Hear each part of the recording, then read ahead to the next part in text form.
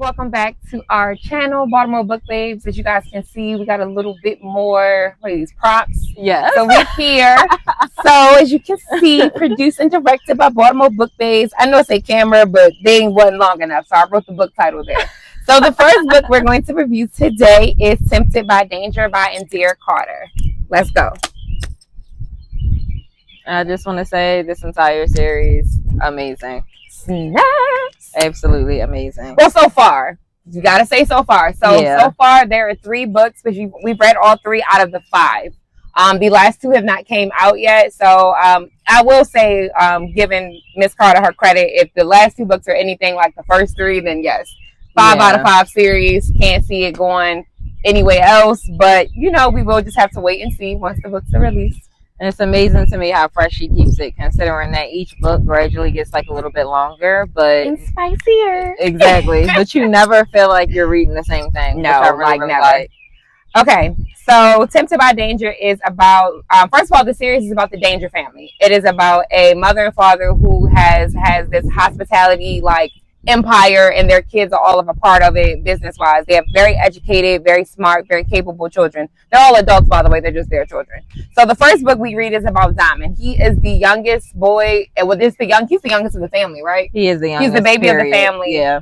He is a genius. His IQ was out the park. The way he just grasps things is just he's amazing. He has the most difficult relationship with his family. And I feel like it's important to note that he was not willingly a part of the family business. It was kind of forced upon him because of a scandal with his dad. And he did not want to do it. He only did it because he felt like, okay, I'm going to show you I can fucking do it. Yeah, and I think he got tired of people doubting him. But to your point, he wasn't really really created to be a part of the family, because remember, he was created to help. So their older sister Dimitri was born sickly, so Denim and Diamond, the 2 youngest, they were created as babies in an egg. They were created to have specific, I hate saying created, conceived. I know.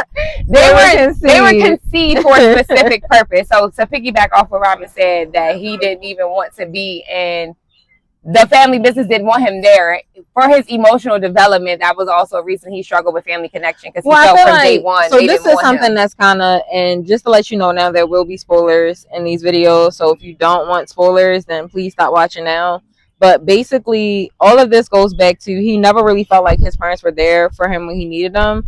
And at one point in time, he got in trouble, and he overheard his mom and his dad having a conversation. Say what the trouble was, because it wasn't that bad. It wasn't. Basically, he had an orgy. Yeah, he had an orgy. It was 15, 16. He had an orgy, and he recorded it. So, and it was with obviously they're a rich family or whatever. But it was with politicians, girls. It was a little scandalous. Yeah. And from his point of view, the girls were the ones that basically kind of set up the situation, but he kind of felt like he was being thrown away by his parents. And they sent him to military, a boarding school afterwards. And some of the stuff his mom said, that would hurt my feelings too if I heard it as a child. Do you know what I'm saying? Yeah, she was saying it's nothing we can do for him. He's out of control. Yeah. He's gonna ruin this family business and all that. So hearing that as a child is just you don't. I mean, even hearing it as an adult, it would still messed hurt. Up, and it would hurt. But definitely hearing it as a child, you don't have the mental to deal with that. Yeah. So when he basically turns it around, he does that because he kind of feels like there are a lot of people who have resentment, mainly Declan. That was my number 1 op for the first book. Declan and Diesel are twin. They're the oldest brothers. Declan is the biggest op. He's honestly the way to say Diesel definitely gives more older brother than everybody, because Diesel's kind of older sibling. He takes care of everybody. He's taking care of everybody. Even his dad. He's always that nigga. He's taking care of the whole family. So we introduced to these characters. Diamond is partying in college. He's about to graduate. He's about to move to Texas with his besties. He has his own dream. Yeah. Diesel pull up on him yeah, no, you gotta come back home to New York. And he no, I don't. Diesel stop playing with me. Get your ass on. So they get home, and that's when to Robin's what she said in the beginning. Funny though, he said they didn't even want him to go away to school. They wanted him close. Right, with college. But he went to college in LA, and then he was gonna move to Texas because again, after the boarding school, he just kept himself removed from his family. He felt like y'all didn't want me anyway, so why do I need to be close to New York? Yeah. So that's when he goes back home. The dad tells him, the dad had to step down because he a cheating ass nigga. and it was bitches coming forward that was like, oh yeah, like we want money, we want and this, granted, like, he did not do what they said that he did. Some girls are saying he raped them. But at the same time, like the way he was treating their mom, like the dad was just low down and dirty. Like it's no way to get around it. He was low down and dirty. Yeah, and I mean the mom was not okay with it. That's not something where we're just like the dad was dirty and the mom was cool with it. She was heartbroken. She would try to leave him, but then she would always come back. Like she clearly was not okay with like the cheating. It was not an open relationship at all. So yeah, he come back, and at first he wanted to deny it, but that's when Declan, his biggest op, his oldest brother, was like, see, Dad, you should just give it to me because I've been working for the company. And Diamond smartass was like, you know what, I'm gonna take it just to prove y'all wrong, that I'm gonna get y'all more money, and then y'all gonna have to fucking thank me. For what it's worth, though, he did initially say like he the one that wants it anyway, but his dad didn't choose Declan. Like Diamond was chosen for a reason, and Diesel backed up those reasons. So right, when it was like explained, like, and honestly, I mean, we won't go too in depth with that. We'll give you something to read. Once it does come out, the reasons why the dad picked Diamond, it really did make sense. Made sense. It made perfect sense, and I understand why Diesel, because Diesel will definitely be argued amongst the family as the most logical one. He is able to put emotions to the side and do what needs to be done for the business and for the family. So Diesel even backed the dad, like, yeah, Diamond is the good choice. Yeah. So basically, you know, a year later, no, actually, I think it's like a couple years later at this point, he's successfully running this business. Mind you, it was a year trial run, but he's successfully running this business. I'm gonna keep saying very successful. Like they're way more profitable than they've ever been. They opened up new hotels. Exactly. They now have a whole new venture because now he's created like luxury hotels for the private, like for famous people, where you can't have your mind you, they didn't even want him to do that because they was like, it just gives a bad look. But he like, realistically, bad look or not, this is what people want. Whether it's people cheating, whether it's just famous people, he's creating resorts where like the public don't even have access to. Yeah. So basically, you just have your private time. You're in luxury, and it ends up being very successful. The business is thriving. He's doing great, but he cannot hold on to a secretary to save his life. Because he's an asshole. He's very fucking demanding. He is very condescending too. So he definitely has some negative qualities. He's not fucking perfect. So a lot of his secretaries end up like running because it's like, yo, I'm not about to keep dealing with you. And he has a strict ass rule. I think it's important to note this. He has a strict ass rule against like workplace relationships, like to the point that you will be fired. Like literally, there's a situation mentioned in the book where there's like two people that are secretly getting married. Yeah, and he's just like, what the fuck? But to his credit, that was also again due to his dad, because his dad, granted, it never came out his dad fraternized with employees, but just the fact he fraternized so much that it became like a public scandal. It was like he just was trying to avoid it in the least. So even then, when it came down to his secretaries, like he wanted secretaries he wasn't attracted to sexually. Like, and I don't think this will be significant later, but I feel like with the exception of Diesel, Diamond and Declan did not want to be like their dad.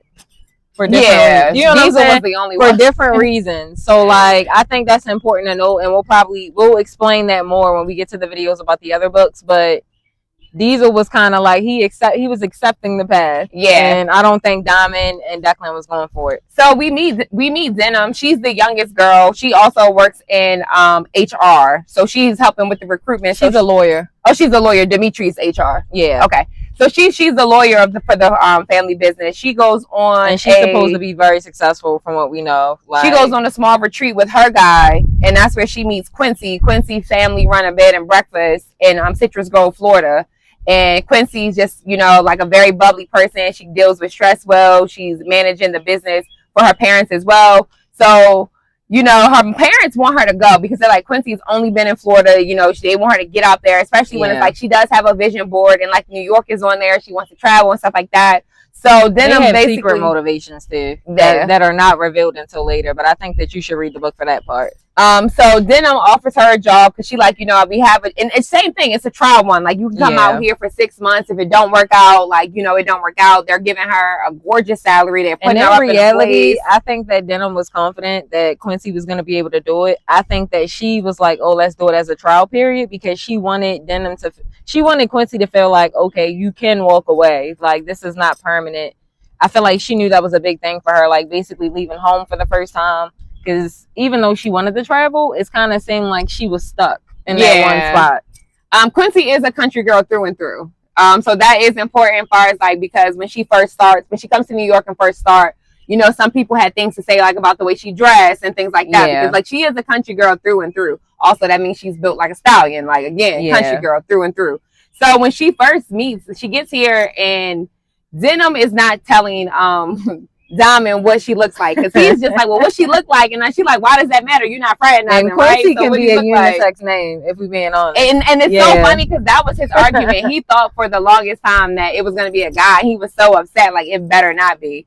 But from day one, it was kind of like they were bumping heads again. He could be very condescending, and Quincy would always remind him, like, who are you talking to? Yeah, like, I don't know what you used to doing, but like, yo, I'm a person. Talk to me like a person. She was pushing back, and I also feel like overall, like despite like what ends up eventually happening between them, I feel like Diamond was very good at what he did, but Quincy in a way made him better because she showed him that the people side. Yeah, like he was very you good. Don't have to be an asshole to run this office. Like you can have fun with your employees and everybody. His employees hated him. Now he did the business right, but like he would see. I wouldn't say hate. I think they were scared of him. I mean, they was calling him names with like the eagle ass and shit. So I would not hate, but they definitely didn't like his they ass. were scared of him because literally the guard at the front, the one who he ended up getting his job back, like he was scared to even speak to him. Oh yeah, some, but I think some just genuinely didn't like him either. I mean, because yeah, the old CFO, the only dad, like still like he didn't like his ass. He had personal motivations for not liking him though. I feel like with the exception of him and Dirk, nobody there really seemed like they didn't like him. They just was like scared of him. I think they go hand in hand for me. But so yeah, like that definitely played a part in their dynamic because it was a lot of struggle. To the point even when like, you know, she would be off the clock, like, you know, at a bar having a drink and he's blowing her phone up like, I need this and this and this and this and work, and she's not responding. So now he's threatening her job, and she like, I'm not on the clock. Like you not hire already kind of see where that was going though. I also feel like before we get any deeper, it's important to note that I just mentioned somebody named Dirk. Dirk initially proposed to Quincy and wanted her to move to New York. They were college sweethearts. Yeah, and she said no. So, and then it turns out that Dirk also works basically at Danger headquarters. She didn't know that before taking the job. Yeah, so it was like a very like awkward situation.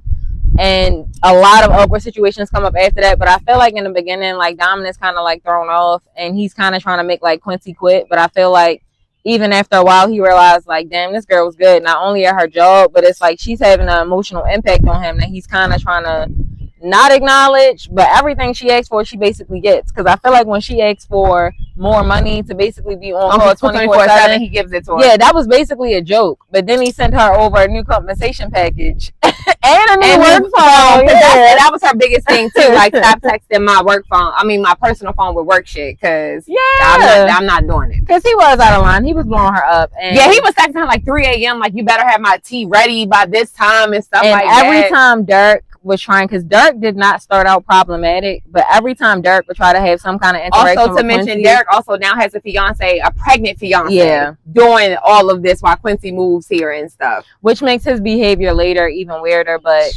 basically, like every time Dirk is trying to have like any type of interaction with Quincy, like Diamond don't like that shit. He's there to kind of like break it up. The scene. He's like there to like break it up, get in the middle of that. And I feel like it was kind of clear to us. I don't know if she realized it, but I know to like the reader, it's like, okay, he's feeling her. He's not trying to admit it, but it's like, yeah, even like his close, like, so one of the people he was closest with was his like driver and personal security, because he kind of like helped raise him as well. He was closer to him than his father. Yeah, he even pointed out like, I get you to the end of the week before you like end up in the bed with her. Like the tension between them, even when they was not talking, like the tension between them was just like out of control. Like, and I think a lot of people thought that it would have just been like a sexual thing for him, even though he was breaking his rules. But I also feel like at the same time, like I think his brother Diesel knew that he like really liked her. He did, and that's why he would like flirt and do certain things. Yeah, because as soon as he finally acknowledged it, like he never even like flirted with Quincy or once he was like, no, for real, stop.